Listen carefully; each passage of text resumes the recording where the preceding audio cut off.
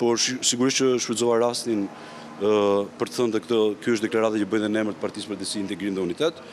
Ne e përshëndesim takimin e dieshëm të zotit Rama, zotit Basha dhe zotit Meta, megjithëse PDU-ja si parti e katër parlamentare duhet ishte pjesë e kësaj tryeze.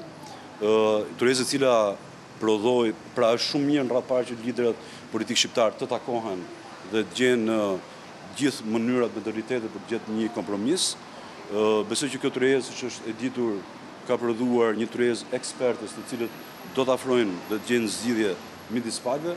Unë mbetem besim plot që ekspertët do ta gjenë kompromisin e nevojshëm në mënyrë që ditën e njëjtë të gjithë forcat politike të votojnë në parlamentet të japin shqiptarëve atë gjë që shumë të çmuar pa dhaj, shumë të debatuar gjatë gjithë kohë, që është reforma në drejtësi për cilën gjithë palët e shprehur. Dakor. Për qeverinë dhe qeverisjen? Absolutisht nuk kam qenë dhe nuk jam pjesë e diskutimeve dhe nuk mund të jenë, sepse nuk ka ndonjë opsion tillë. Ne gjithë jemi fokusuar në dytit e mbetura që të gjejmë se s'bën të gjitha rrugët dhe modalitetet që kjo reformë të kryhet, dhe ky është detyrim që ne ja kemi shqiptarëve.